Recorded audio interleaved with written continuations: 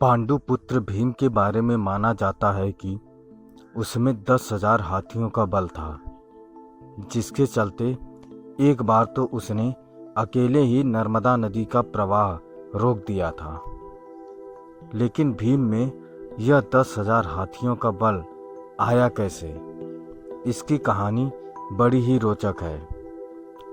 कौरवों का जन्म हस्तिनापुर में हुआ था, जबकि पांचों पांडवों का जन्म वन में हुआ था। पांडवों के जन्म के कुछ वर्ष पश्चात पांडु का निधन हो गया। पांडु की मृत्यु के बाद वन में रहने वाले साधुओं ने विचार किया कि पांडु के पुत्रों अस्थि तथा पत्नी को हस्तिनापुर भेज देना ही उचित है।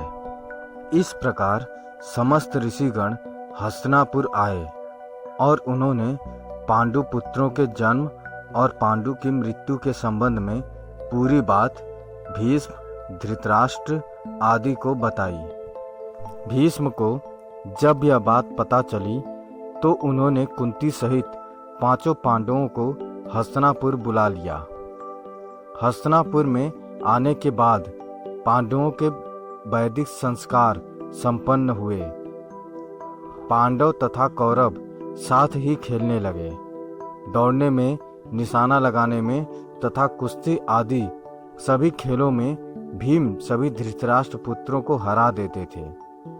भीमसेन कौरवों से होड़ के कारण ही ऐसा करते थे, लेकिन उनके मन में कोई बैर भाव नहीं था। परंतु दुर्योधन के मन में भीमसेन के प्रति दुर्भावना पैदा हो गई।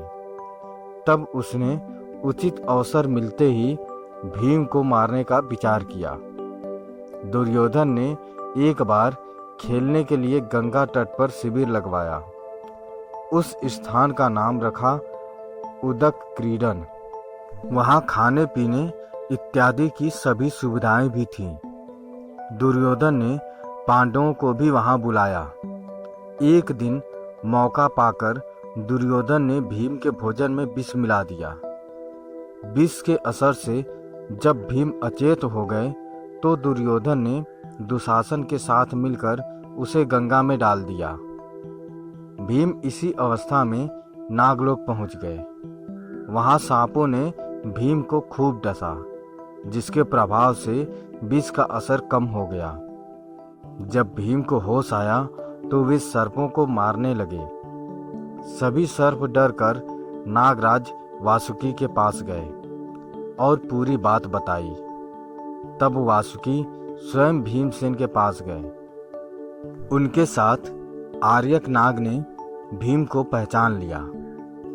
आर्यक नाग भीम के नाना का नाना था। वह भीम से बड़े प्रेम से मिले तथा आर्यक ने वासुकी से कहा कि भीम को उन कुंडों का रस पीने की आज्ञा दी जाए जिनमें 1000 हाथियों का बल है। वासुकी ने इसकी स्वीकृति दे दी। तब भीम 8 कुंड पीकर एक दिव्य शैया पर सो गए। जब दुर्योधन ने भीम को विष देकर गंगा में फेंक दिया तो उसे बड़ा हर्ष हुआ। शिविर के समाप्त होने पर सभी कौरव व पांडव भीम के बिना ही हस्तिनापुर के लिए रवाना हो गए। पांडवों ने सोचा कि भीम आगे चले गए होंगे। जब सभी हस्तिनापुर पहुंचे तो युधिष्ठिर ने माता कुंती से भीम के बारे में पूछा। तब कुंती ने भीम के न लौटने की बात कही। सारी बात जानकर कुंती व्याकुल हो गई। तब उन्होंने विदुर को बुलाया और भीम को ढूंढने के लिए कहा। तब विदुर ने उन्हें सांत्वना दी और सैनिकों को भीम को ढूंढने के लिए भेजा। उधर नागलोक में भीम 8वें दिन रस पच जाने पर जागे। तब नागों ने भीम को गंगा के बाहर छोड़ दिया।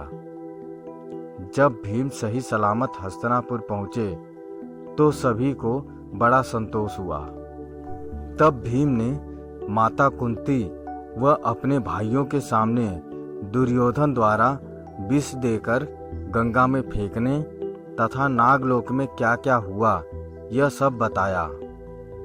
युधिष्ठिर ने भीम से यह बात किसी और को नहीं बताने के लिए कहा। दोस्तों, भीमसेन के अंदर 10,000 हाथियों का बल आने की यह कथा आपको कैसी लगी, हमें कमेंट करके ज़रूर बताएं। अगर अच्छी लगी हो तो शेयर करें, सब्सक्राइब करें और लाइक करें। धन्यवाद।